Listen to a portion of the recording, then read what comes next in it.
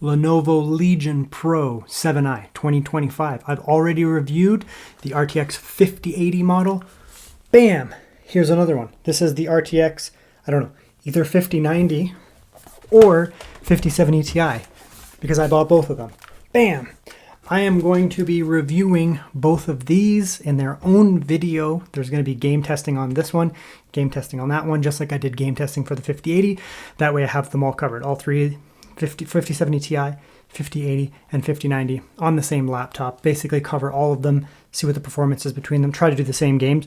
Normally I don't like to compare laptops too much because it's very difficult and scientifically not really that sound if you compare them at different time intervals. So let's say I tested this, right now, and then 4 months later I test another laptop and I compare them. Well, they probably don't have the same Windows version, they probably don't have the same game version, and they probably don't have the same drivers. So it becomes not really a fair comparison because things can change a lot with those differences. So we can test all of them in the same type platform. So they're going to be all in the same driver versions. They're going to be all in the same game versions, unless something randomly updates in the middle of game testing, which hopefully it does not. And they're all going to be on the same Windows versions, and they are all the same laptop, Lenovo Legion Pro 7i. Okay, so here's the video. We're going to start off. We're going to go through a bunch of games here, look at the differences here. I tested more games, but I just wanted to bring out some of the most interesting stuff. Jared's Tech actually did put out, Jared from Jared's Tech did put out a video today comparing a 5090 and a 5080, which is an interesting video. You should go watch that. He did use different laptops than me and different laptops from one another, so it's a little bit different of a take there, whereas I'm doing four of the same essential laptop. These are the Legion Pro 7i. With 4 different GPUs. So otherwise, they're as close as you can possibly get in terms of this, in terms of, being a scientific comparison. They're all done on the same driver versions, same game versions, and the same Windows versions. They're all done basically last week. They're all done last week.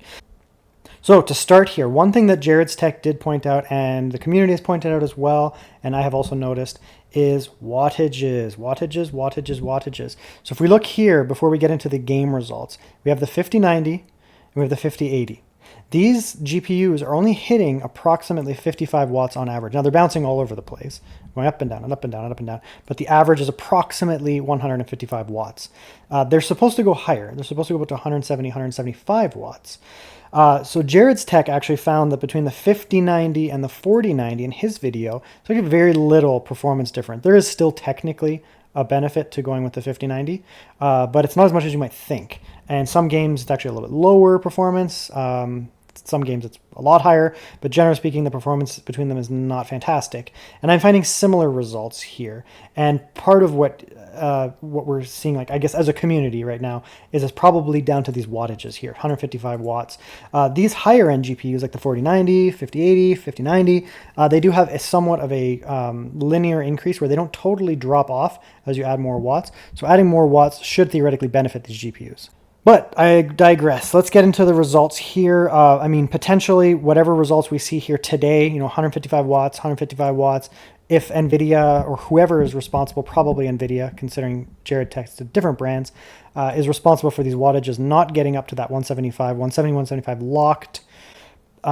We could see significant increases to my results today in the 5080 and 5090. No clue what's going on with the 5070 Ti. It's locked at 130. In theory, it will also benefit from adding more wattages. It's not like the 4060 where adding more watts didn't do anything. So we could see more, but I don't know if that's going to theoretically ever be higher. We'll see. Who knows? Anyways, let's get into some results here. This is going to be a long, boring video, but let's go the results together, my friends. So we'll start here with Final Fantasy VII Rebirth. Now, the lows in this game are garbage and very hard to compare because the game has horrible pop-in. So I would almost ignore the lows here because they're kind of crap in all cases. And, if you look accidentally 1 millimeter more to the left, it could throw off the lows, and the next run you do, they're fine. So ignore the lows. Anyways, 1440p, no scaling at all, just straight up, maxed out there, and we're in performance mode at 1440p. 5090 compared to the 5090 is 100%. Obviously, that's itself. Dropping down to the 5080, we lose around 13% performance or so. And we're going to see this fairly consistent, where the 5080 is around 12, 13, up to 15% slower than the 5090. You're going to see me say that a lot in this video, so just start that off there. Then dropping down to the 5070 Ti, we're down approximately 25% between the 5090, which is I mean, pretty good for the 5070 Ti, especially considering it's only running at 130 watts. So 25% wattage disadvantage, and you're getting about a 25% performance disadvantage. So who knows what happens if you add more watts there. So that's pretty standard. We're going to see that a lot in this video, where the 5090 dropping down to the 5080 is about approximately 15% decrease in performance, and then another 25% if we're going between the 5090 down to the 5070 Ti. 4090 is slower in this game. It is slower in this game than the 5090. 4090 is pulling about 85% of the performance of a 5090, right? So that's good. I mean, it's fine. I would want to see more. The 5090, if you're going from a 4090 laptop, several-year-old GPU, Halo product, and then you're going to a new Halo product, and you're getting a 15% performance increase, it's not looking great. It's not looking great. It still is a performance boost. I mean, if you're going in without a laptop, you're not buying anything, and you're going in, I'm going to buy a brand new laptop. I mean, yeah, that's pretty nice. You can get 15% more. But I suspect part of that is due to these limited wattages here. Once we boost these wattages up, I suspect this will start to pull up more, where this is no longer 85% of the performance. It might be 75 or 80% of the performance, and then you get a little bit more compelling. So that's just an interesting point there. 5080 versus 4090 is basically the same. They're almost the same performance, right? Very, very similar performance there. Now, if you go up to 4K with a little bit of scaling, because scaling does kind of sometimes behave a little differently, so I did throw in some scaling here. The 5080 does actually pull slightly ahead, just a little bit from where it was, at 1440p. Who knows? It's just still around 10-15% or so. The 5070 Ti, basically the same thing. You're looking at that around 25% performance between that and the 5090, and unchanged with the 4090. So pretty static results in this game. That's why I started with them. You pretty linear performance difference there. Now, what about looking between the two mid-range? Mid-range is a weird word, but we'll say mid-range offerings on these Legions. 5070 Ti versus 5080. You're looking at approximately 15% increase 15% performance boost between the two of them on average across other games, and here it's 17%. The lows are messed up. Don't worry about them. It's just this game. But you're looking at approximately 15, 16, 17, 18% performance boost going with the 5080. Is it worth it? It's your call. It's also using more watts to get there, right? So you're looking at adding 25 more wattage, and you're getting 15% performance. That's your call. But overall, I mean, we'll just pop back up here, look at the frame rates. They're playable in all GPUs. All of them are good. 4K versus 1440p. All of these settings here are good and very playable. Zoom in slightly here, just a little bit here. And, we have the 4 GPUs again, 1440p kind of stuff, 1600p here. Again, all playable frame rates here, right? Very, very good performance. And so let's actually compare them here. Looking at 1600p, looking at the 5090. This is one of the games where Jared's Tech actually found that the 4090 was faster than the 5090. It was faster. I did not find it to be faster, but I also didn't find very impressive results. So we'll go over those here. So we're getting similar results between the two of us, but not exactly the same. It's like, variance between two reviewers. But we're seeing a similar trend, I would say, between the two of us. So, 100% performance here, 5090 versus 5090, obviously. Now, dropping down to the 5080, about 11% decrease in performance. That's very high. No scaling, no frame jet performance mode. So just a native experience. Very similar once you throw on quality DLSS. Once again, 11%. No real difference there. And then I actually did throw it on silent mode because I did want to do one silent mode tests there, and it did drop off a little bit, but it's very, very close. So we're seeing very similar results across the board here, around 11, 12%, whatever it is, between the 59 and 5080. It's up to you. I mean, you are going from a 16 gigabyte GPU up to much higher, 24. Your call. If that's worth it for you, it's your call. And the money's there, sure. Now, how about the 5090 versus the 5070 Ti? Again, you're looking at that 25-ish performance up to even almost 30, not quite, but 25 to 30. We're going to see these numbers again over and over and over again between the two of them.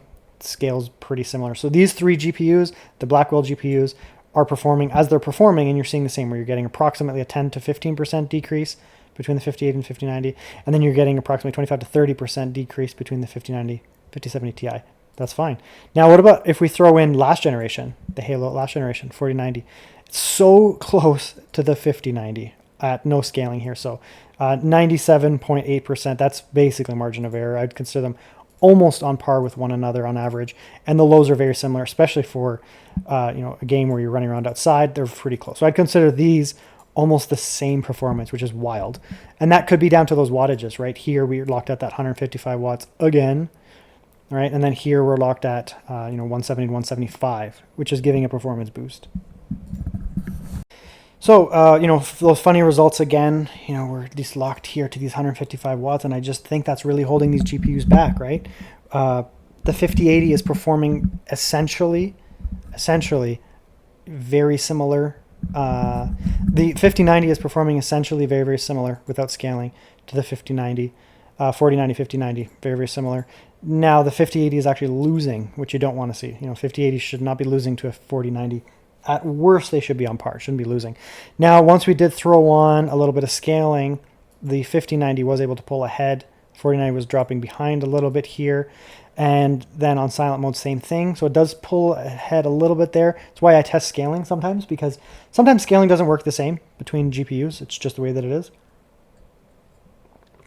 Sometimes you throw on scaling and things change up a little bit there. We're not seeing a discrepancy between the Blackwell with scaling at all. Silent mode, they're kind of just static, but the 4090 does start to behave a little bit differently once you throw on some scaling here and some silent mode. But these results are very close, unfortunately, to the 5090, which does not give me happiness, put it that way. Now, how about the two middle grounds here? This is where you're going to see the 5080 pull ahead quite a bit, because it's actually pulling closer to the 5090. So here at 1600p, about a 15% gap with the scaling and some of that silent mode and that kind of stuff there. Just native 1600p, very high, about a 25% boost of the 5080 versus the 5070 Ti, which is one of the higher ones you'll see in this video. 4K, 25-ish percent between the 5070 Ti and the 5080. That's, again, one of the higher results you'll see here for the 5080. 5080 doing pretty well here, and the 5070 Ti doing pretty normal, I guess, in this game here. And so that's interesting. Good results there overall, but what I don't like to see here is that this 4090 is doing so well in compared to these three GPUs here. So that's probably that wattage issue there. Cyberpunk 2077, we have lots of different results here. Now, comparing the three different GPUs, this one here, the 5080 results were a little weird. Something was funky with them, so I was just like, I'm not going to include them because I don't want to have weird data in here, but it's okay. I mean, they'll kind of all average out over this video here because we still have a lot to go here. So 5090 versus 4090, ray tracing ultra, no frame gen, no scaling. So just 1600p, and we're just looking at ray tracing ultra, no scaling, and 38 versus 31. They're both playable. Obviously, this is more playable. 22% increase in performance overall. That's more what I want to see. I want to see 5% and 10%, that kind of stuff there. I want to see 20%, 25%. That's good. Then ray tracing ultra. And by the way, this is similar with Jared's tech. I look back at his video again. Jared's tech also found that the 5090 was able to pull ahead a lot over the 4090. So it's good that he and I are finding similar results. That just gives me more confidence. And just as a community, gives more confidence behind the results being similar. I mean, you want to see similar trends, like the Horizon Forbidden West being kind of crap for the Blackwell, and Cyberpunk is actually being pretty good for the Blackwell stuff. Anyways, now I threw on a little bit of scaling. They get a little closer, but I mean, you're still, 8%, maybe 10%, something like that. The lows are coming up quite a bit there. Now we're getting to very playable here, around 60 or so on both GPUs. So very good. I'd love to see that. Ray tracing again, throw on a little bit more scaling, and it just pulled a little bit further ahead actually. So, we're getting basically similar results here, where the 5090 is able to pull well ahead of the 4090 in Cyberpunk, which is good, because just coming from Horizon where it was not really pulling ahead, that's unfortunate. Here it is pulling ahead quite a bit. That's good. Now, I did do 2 times frame gen on the 4090 and 4 times frame gen on the 5090, which you don't have to do that. You can make them similar, but I wanted to do this because I want to show off NVIDIA's marketing bullshit.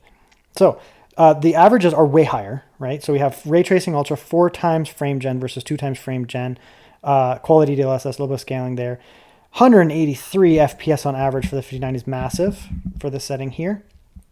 Only 100 for the 4090 is still very good, but that's a 83% performance essentially there, so huge benefit for the 4 times frame gen. But the lows are so freaking close. 36 versus 40.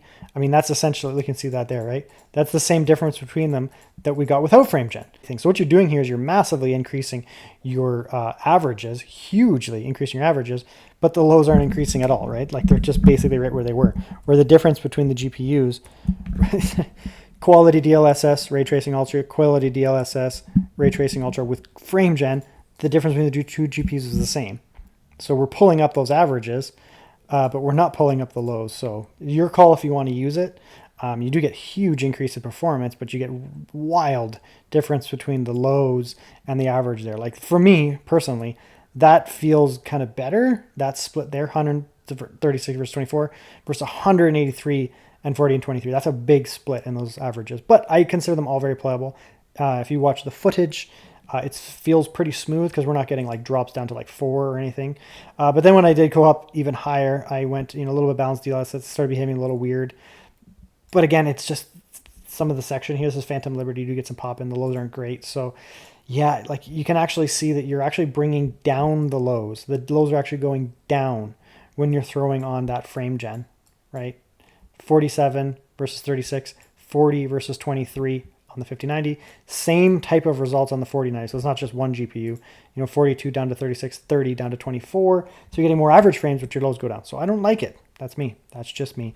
Now, how about the budget offering versus the Halo offering on the 5070 Ti? Same gain, 1600p, ray tracing, ultra, no frame gen, no scaling. Big boost for the 5090. 40% performance boost on the averages. This is not really playable. 27 is not really playable. 5070 Ti is still a pretty fast GPU, but it just doesn't have as much ray tracing hardware in there as the 5090. 5090 has much more ray tracing cores, and that allows it to really pull ahead with those ray traced settings here, which is why I put this out here. There's a pretty big jump. 40% is pretty massive. Getting into playable zone here. Now, when you throw on some scaling, balanced DLSS, this starts to move into the playable frame rates here. 56, 43, 23, 24 is great. You can totally play at that. And the 5090 starts to pull way ahead now, and it's into like playable and like very good playable. And the difference there's 30%. That's more what you'd see before, in the other games when we'd have scaling. So scaling is really helping the 5070 Ti here a lot, actually. Last of Us Part 2 is a game where this playable, very, very playable on all the GPUs. It's just generally quite playable. So that's very good. 4K, 1440p. So we'll do the comparisons here once again. 100% scaling, 100% 5090 versus 5090. So the same thing. The 4090 is now dropping down about 12%, approximately 12, 13%. It's not what you want to see. You want to see it even lower. I mean, again, you're paying for, you're going from a generational uplift of 4090 up to 5090, and you're only gaining 12%. I mean, that's not really that satisfying. And then at a little bit of scaling, 13%. It's not really that satisfying. The 5070 Ti is actually doing better here, relatively speaking, 87%. So you're only getting a 12% delta. It's almost matching the 4090. It's not really what you want to see there. Here, a little bit behind, but I mean, we're getting pretty similar performance between a 4090 and a 5070 Ti. Is that good for the 5070 Ti, or is that bad for this whole generation? I don't know. I just don't even know anymore. Coming down here at 4K, we do start to see it pull ahead more now. So it's like 1600p. Maybe it's a little bit of a CPU bottleneck, right? We have very powerful CPUs in all of them. Could be that potentially, because once we come down here, now we're seeing, this is a 20% difference between the 5090 and the 4090, approximately 20%. That's what I want to see here. That's the good stuff. But once you throw in some scaling, it goes away. It goes down 8%. So, native 4K, it could be VRAM, right? Like, you're going from, you got that 16 gigabytes of VRAM there. Up here, you got 24. So you're really able to pull ahead. And once you throw on scaling, it goes away. So, I mean, 8% is not great. 20% is fantastic. So if you're playing native 4K, great. I mean, it is very playable, right? Look at this frame rates down here, right? That's 5090 4K native, 64, 44, 24. That's very playable. So you can just 4K native this game, no problem whatsoever. And the 5070 Ti is behaving as you'd expect once again. So 30%, approximately 30% difference between that and the 5090. So it's good. And it's performing admirably. The 5070 Ti does a very good job in this GPU, in this game here. So that's good. Elder Scrolls Oblivion, we'll just do some different comparisons here. 5090 versus 4090. We're getting a pretty good benefit here now going between the generations. Max presets, native, 1600p, no ray tracing. This is all done at 1600p. There's no 4K here. No ray tracing.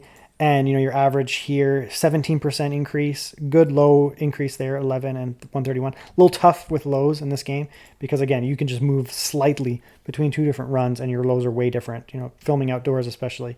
So it can be a little tough there. I want to do it in an outdoor area. But good boost. I mean, this is what I want to see. 17% as a minimum between the two GPUs. I want to see more. I want to see 25, 30%.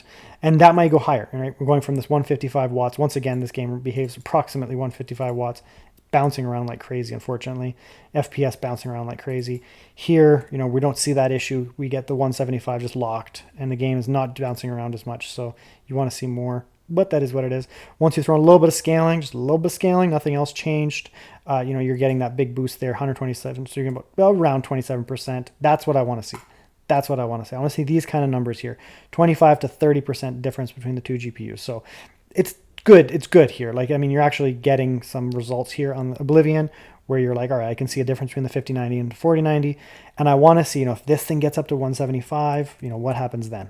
What happens then to these numbers here going up? Who knows? So did a little bit, kind of made a little weird graph here. So here we did some hardware ray tracing lumen. I didn't include the 5070 Ti because it started to just get smashed. So I was like, whatever, just leave it out. Just not a realistic setting for that GPU. But I did do it on the 5080 and the 5090. See what the difference is here. So once we have hardware lumen on Ultra, because you have different sliders on there, threw in a little bit of frame gen. Very good performance on both GPUs, 5090, 112. It's great. 98 on the 5080, that's great, and good lows overall, relatively good lows.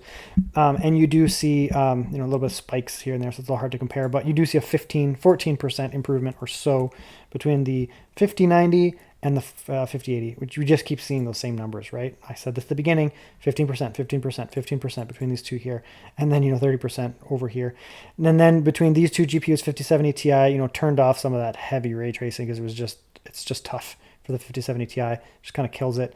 125%, so about a 25% difference there with a little bit of scaling. Once you turn on frame gen, that does decrease a little bit there, 11%. So again, nice bump from the 5070 Ti to the 5080, but the 5070 Ti is still putting in work here. I mean, still putting in work. Max presets, a little bit of scaling, no ray tracing. It's very playable. You do get your money's worth though going up to the 5080 here, 25% increase, and that's good. That's what I want to see there. Black Myth is another game. It's relatively static, I would say, and decent performance boost for the Blackwell stuff. Again, not what I want to see. Again, we're looking at 175 watts here versus approximately 130 watts, which is kind of goated for the 5070 Ti. Once again, it's relatively speaking good performance for its wattages, but that's basically what we're seeing there. 5090 Ti cinematic presets, 1600p, no scaling, and frame gen off. So just a very high setting there at 600p with no scaling. And again, around 15%, right? You're getting that 15% there approximately. Difference between the 58 and the 5090. It's the same freaking story over and over again. 5090 versus 5070 Ti, around 25%, right? Again, same story once again. 4090 doing pretty good here. It's actually pulling ahead of the 5080. That's going to give us a 12% difference between the 5090 and the 4090. I want to see more. But again, it could be those wattages there. Once we get those wattages up, does the story change? Maybe it does. Is the 5070 Ti going to suddenly become this juggernaut when it goes up to 155 watts? If that's even possible, who knows? But at least you are seeing a nice spread here, right? But the 5080 to the 4090 is telling the story here.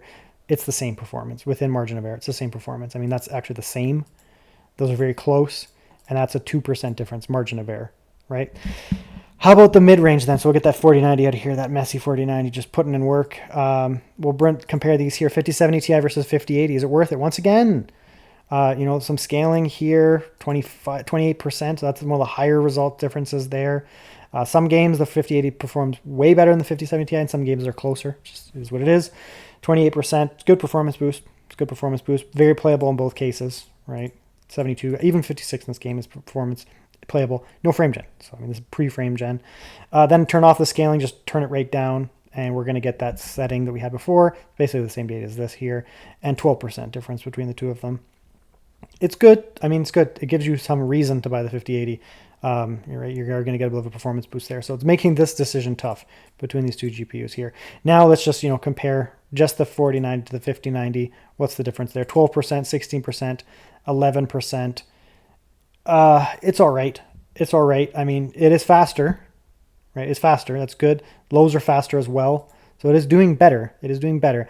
But again, that's 155 watts versus 175 watts. What happens when all of a sudden this 5090 goes up to 175 watts? Do we see more?